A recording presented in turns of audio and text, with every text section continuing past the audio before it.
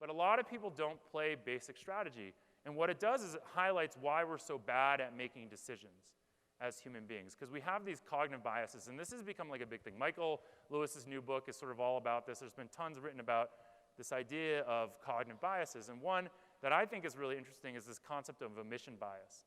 So let's say tonight, you guys go to a blackjack table, and you have 16, and the dealer has 8 showing, all right? The math tells you, and it's not even close, that you need to hit that hand. You need to take another card. But I guarantee you someone in this room will face that same situation, and they will not want to take a card, even though I just told them they should. And the reason they won't is because they don't want to do harm to themselves. They don't want to be the cause of them losing, because if they get a 6, a 7, an 8, a 9, a 10, a jack, a queen, a king, they're going to lose right away. They'd rather hope that the dealer flips a 6 and has 14 and has to take a card and busts. And if the dealer makes his hand, well, okay, that's fine. I wasn't the one that caused the harm. So this is something called omission bias. It's favoring inaction over action. And I had always thought a little bit about this concept as like a sort of interesting concept, but never that powerful. And that all changed about, gosh, this is almost like 7 years ago now. So when I wrote my book, The House Advantage, Playing the Odds to Win Big in Business, which I mentioned is on Amazon, the reason that I wrote this book is I wanted to write a mainstream book about data and analytics that anyone would read, not just like statisticians or professors or something like that. And when I was doing publicity for the book, I approached Good Morning America because I wanted mainstream media to cover this. And they said, hey, Jeff, we like your book, we like the story, but you know what? We're not a business show, so you got to give us examples of how this could help you in your everyday life. And at that time, I didn't really have any answers. And then that all changed, like I said, about I guess 7.5 years ago. I had just finished doing a speech in Lake Tahoe, and I was driving back to San Francisco, and I was about to do a 10-city speaking tour of Asia. And my dad called me, and at that time, my mom and dad were living in Boston, and they said, hey, my dad said, hey, son, I have some bad news. And I said, well, what is it? And he said, well, your mom has suffered a stroke.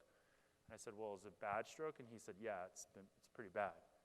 So I canceled my Asia trip, and I flew home to Boston, sat down with my mom, and she was in the hospital, obviously. And my dad was indeed correct. My mom could not speak, could not move the entire right side of her body, and could not acknowledge me when I walked in the door. And my sisters filed in, and we sat down with the neurosurgeon. The neurosurgeon said, we want to go over your options. And I said, okay, what are our options? He said, well, normally a woman in this kind of shape, your mom was in great shape, but she's a little bit older, and obviously, she just suffered a really big brain trauma. We don't want to do anything. We hope the blood resorbs, and then her brain starts to recover, and she gets a lot of her faculties back. And I said, well, what are her chances of surviving if you do that? And she said, well, the stats are that she has about a 22% chance to survive past 60 days. And I said, well, we don't really like those numbers. What are some other options? And he said, actually, your mom was in great physical shape before, great mental shape, and we think the best chance to give her like a real life going forward is to actually proactively operate and to go in and to suck the blood clot out and basically drill a hole in her skull and get the blood clot out and relieve the pressure.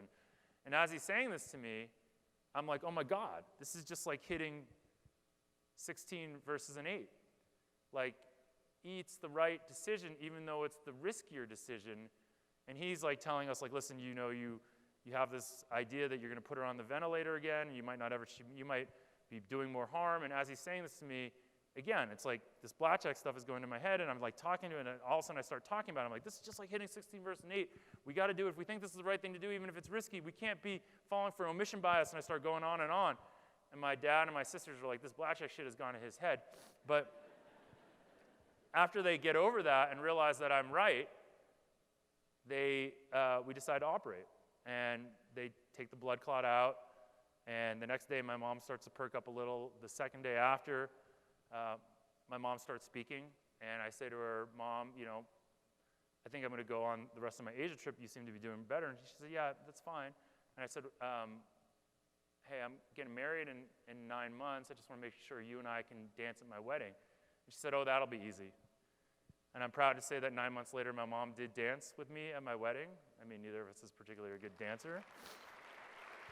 But I do think that a lot of the ability to make that really challenging decision was based on this concept of understanding omission bias, understanding that the right decision might be risky, might be the active decision. You can't favor inaction over action.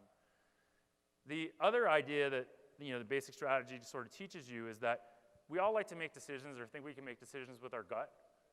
And the reality is that decisions are best when you have data behind them, right? At least knowing and understanding that data.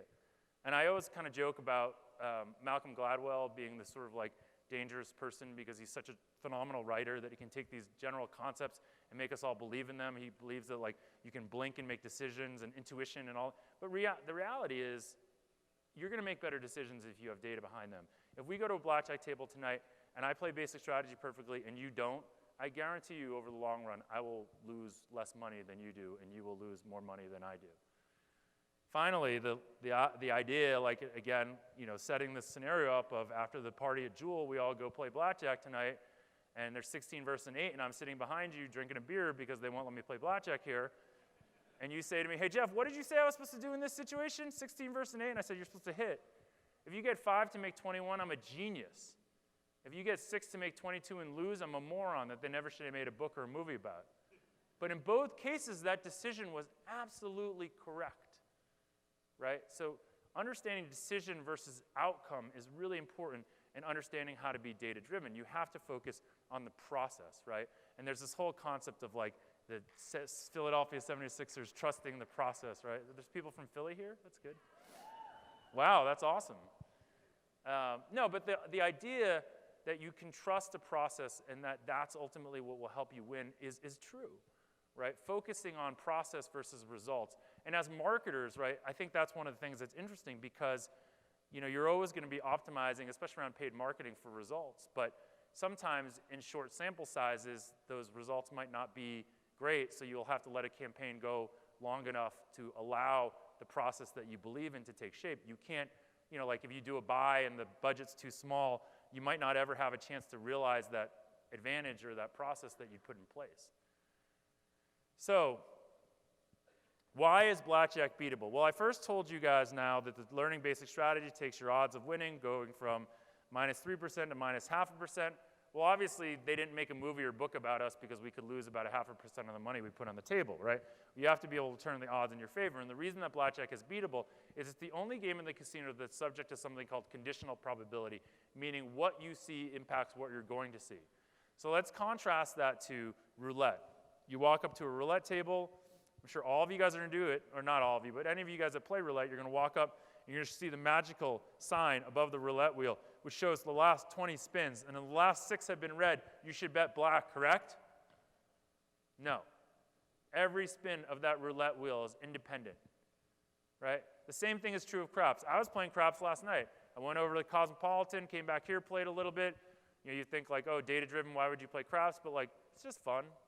I know I'm going to lose over the long run, but it's just entertaining. But I always walk up to the table and I say that stupid thing. How's this table been? How's this shooter? Well, probably the same as every other shooter. He rolls a lot of 7s and not many 11s. But blackjack is different. If I take all 4 aces out of a deck of cards, hand you that deck of cards, what do you think the chance of you dealing yourself blackjack are? 0. There's no more aces left. So every card you see impacts every card that is remaining, and that allows you to understand what is remaining, and that allows you to understand what your odds of winning are.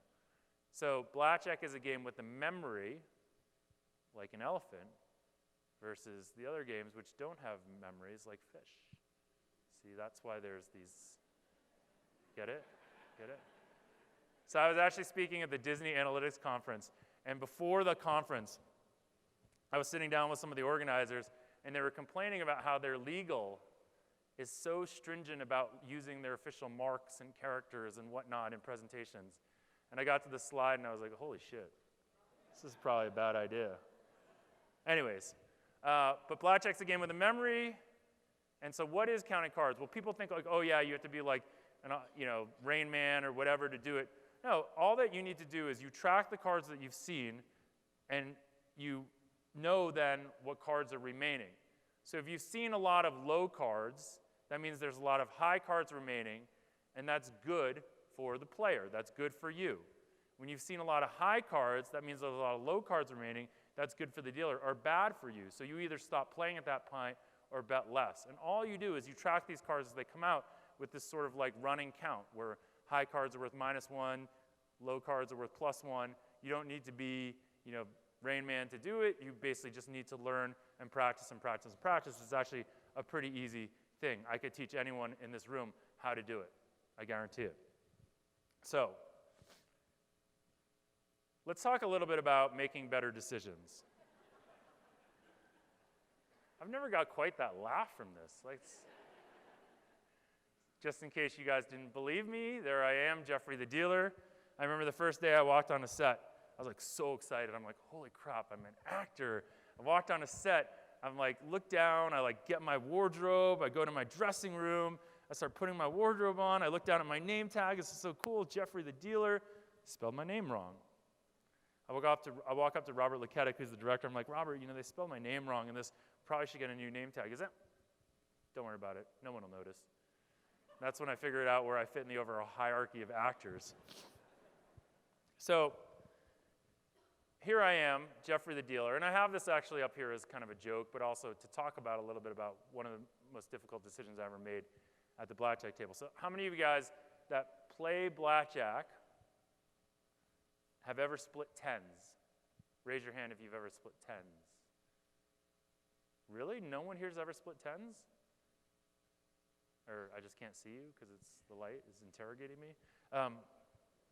Yeah, if you're playing blackjack and you're not counting cards, you should never split tens. But what did I tell you about card counting? Card counting is the knowledge of how many tens, face cards, and aces remain versus low cards. And let's say you have a pair of tens and the dealer has a 6-up, and you know that almost every card you have not seen is a 10, a face card, or an ace. Do you think you should split tens then? Yeah, it's higher expected value. So this is something you learn a little bit further into your blackjack career. It's a very valuable thing to do, but obviously it's also a very challenging thing to do mentally. Like to split tens with real money on the table is pretty challenging. So I was about 2 years into my blackjack career, and I had just learned this thing, and I walk into MGM Grand, and I put 2 hands of $8,000 down. On the first hand, the dealer gives me a pair of tens, and the second hand, the dealer gives me a blackjack. And the dealer has a 6-up.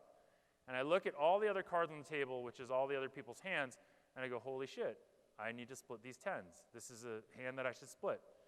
So I look at the dealer, and the dealer says, sir, what do you want to do with your 20? And I was like, well, I think I want to split them. And she said, are you sure? And I said, I don't know. And I was thinking about it, and I'm like, man, I don't really want to split these tens. Why is that? I know the right thing to do is to split these tens, but for some reason, I'm very reluctant to do it. Why is that? And I realize as I'm looking around this table, and as I'm looking at the floor people, and as I'm looking at the now crowd watching this little arrogant bastard about to split tens, I realize that I don't want to split these tens because I don't want to cause a stink.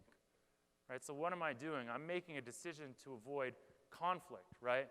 And if these people had the knowledge, the technology, the data, the understanding, the training that I knew, would they want to split these tens? Probably yes, but they don't. So how can I make a decision to avoid conflict? I need to make the right decision. And this is a very challenging thing for people to understand because we have this happen to us all the time in our jobs. I'm sure as marketers, there are times where you guys are learning new things or having new insights and you want to do things different than maybe the way you did them a year ago. And if you think about all the different data and technology that we have available to us that we didn't have a year ago or 5 years ago, you can't make decisions to avoid conflict. Otherwise, you're not going to be able to innovate. Right? You have to make decisions independent of sort of consensus or avoiding conflict. So I'm sitting at the table, I can't fall for groupthink, but I still don't want to split these tens. I'm like, why do I still not want to split these tens? And I think about it, and the reason I don't want to split these tens is because I have 20, and 20 is a winning hand, especially against a 6, so why would I split these tens? Well, what am I falling for there? Loss aversion. So as human beings, right? That's sad, Keanu, in case you're wondering. As human beings, we are all impacted. We all fear. We all care about loss more than we do about the same impact of gain. We don't like losing. We're loss averse. So I'm thinking to myself, God, I have 20. I don't want to lose. Well, the reality is I'm not there to like see how much I can not lose. I'm there to see how much money I can win, and I will win more in the long run if I split these TEDs. This is like a really important thing to understand, especially like as you grow a business or as you do anything in life, you have to take on risk and you can't be loss averse.